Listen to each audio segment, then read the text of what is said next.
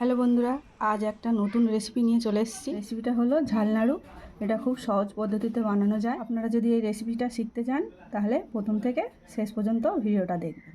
যদি ভিডিওটা দেখে ভালো লেগে থাকে তাহলে একটা লাইক করে দেবেন। প্রথমে আমি চালটা অল্প অল্প করে ভেজে নেব। কড়া গরম হয়ে গেছে, অল্প অল্প করে দিয়ে চালটা ভেজে নেব।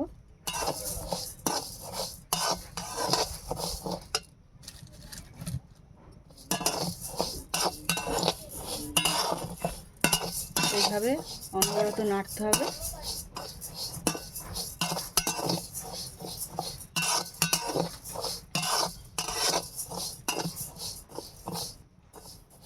বন্ধুরা দেখতে পাচ্ছ চালগুলো ভাজা শুরু হয়ে গেছে।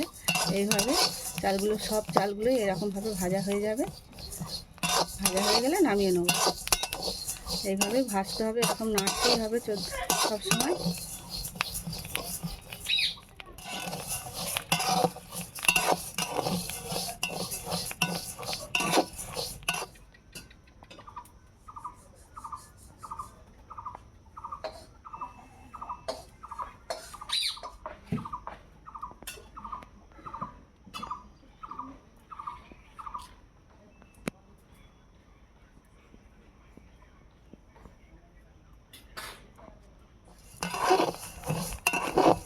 বন্ধুরা চাল পুরোটা ভাজা হয়ে গেছে, এবার আমি নামিয়ে নেব।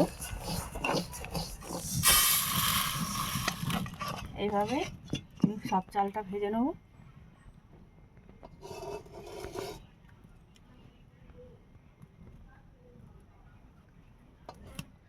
এবার আমি দুটো শুকনো লঙ্কা দিয়ে দেবো, কেননা এটা ঝাল নাড়ু হবে, তাই আমার লঙ্কা লাগবে। দুটো শুকনো লঙ্কা ভেজে নেব। ওর মধ্যে মৌরি দিয়ে দেবো। মৌরিটাও ভেজে নেবো হালকা করে।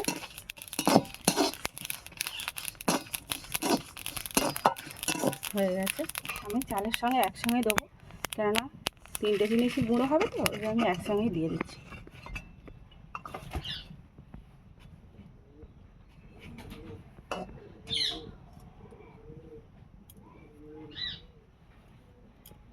এবার চালটা একটু ঠান্ডা হয়ে যায়, গেলে এটাকে গুঁড়ো করে নেব। আপনারা শিলেও গুঁড়ো করতে পারেন আর মিক্সারেও গুঁড়ো করতে পারেন। আমি মিক্সারে গুঁড়ো করে নেব।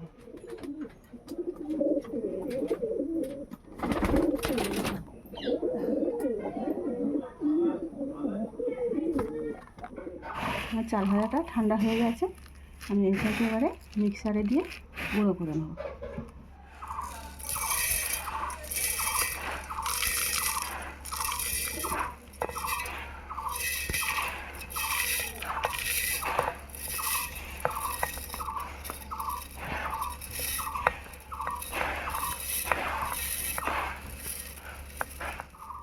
অল্প নুন দেবো।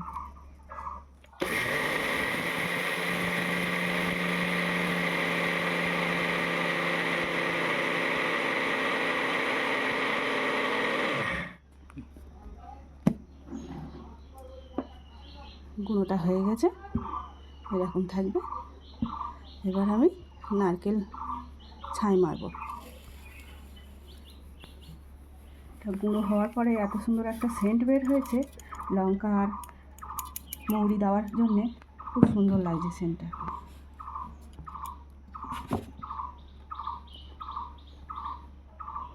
কড়াটা গরম হয়ে গেছে, আমি এখানে একটা নারকেল ভেঙে কুড়ে নিয়েছি, এটা কড়ার মধ্যে দিয়ে দেবো।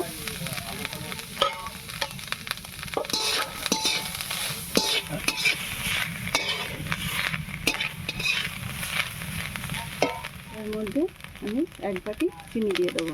এখানে 500 গ্রাম চিনি আছে।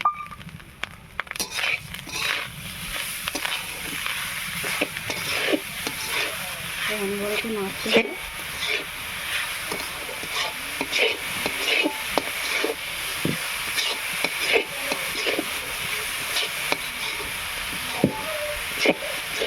এটা নাড়া বন্ধ করলে হবে না, চিনি দেওয়ার জন্য নিচে ধরে দিতে পারে, সেই জন্য এটা অনবরত নেড়ে যেতে হবে।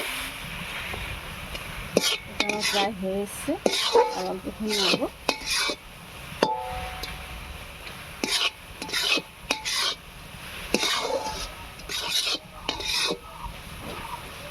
আমার হয়ে গেছে। এবারে যে চাল ভেজে যে গুঁড়োটা করে রেখেছিলাম ওটা অল্প অল্প করে একটু মেশাতে থাকবে।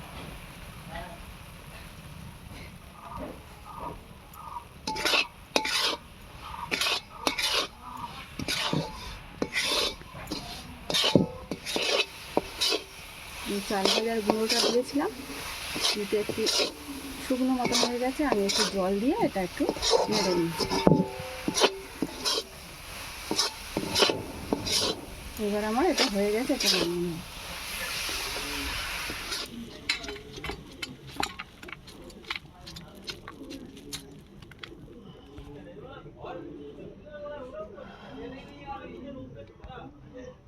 এবার এটা একটু ঠান্ডা হলে এটা হাতে নাড়ু বানাতে হবে।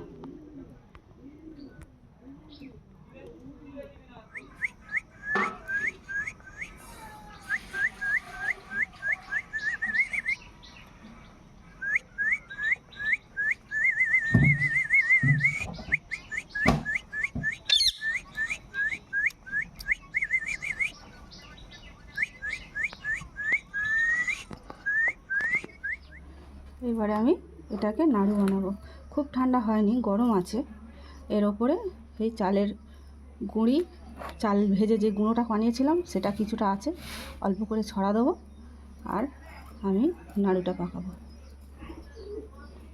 আর তার সঙ্গে একটা প্লেট নিয়েছি নাড়ুটা করে রাখার জন্যে, সেখানে আমি একটু মুড়ি ছাতু করে রেখেছি, সেই ছাতুটা অল্প ওর ওপরে দিয়ে দেবো।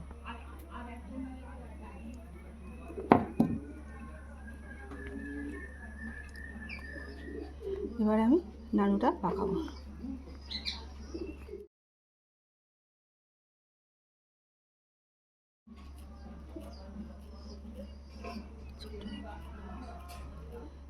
এইভাবে নাড়ুটা একটু টিপে টিপে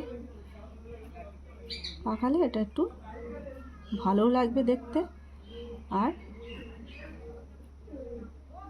খেতেও ভালো লাগবে। হয়ে গেছে আমার একটা নাড়ু, আমি এটা এখানে রেখে দেব। এখনও বেশ গরম আছে।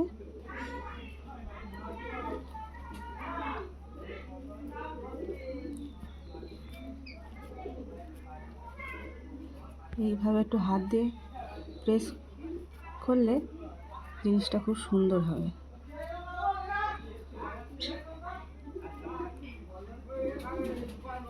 একেবারে গোল গোল হচ্ছে।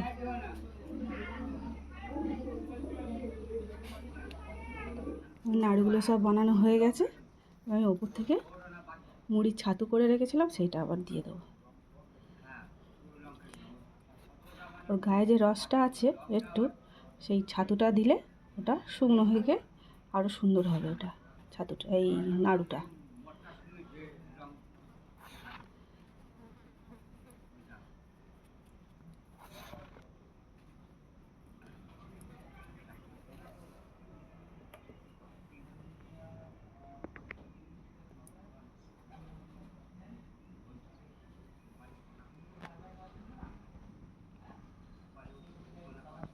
আমার ঝাল নাড়ু রেডি হয়ে গেছে। আমি এটা একটা ভেঙে দেখাবো ভেতরটা কেমন দেখতে হয়েছে। দেখুন ভেতরটা কত মজার দেখতে লাগছে। যেমনি দেখতে সুন্দর লাগছে তেমনি খেতেও খুব সুন্দর হবে। আপনারা একবার বাড়িতে বানিয়ে দেখবেন, খুব সুন্দর খেতে লাগবে। রেসিপিটা যদি আপনাদের ভালো লেগে থাকে তাহলে ভিডিওটাকে একটা লাইক করে দেবেন আর চ্যানেলটাকে সাবস্ক্রাইব করে দেবেন।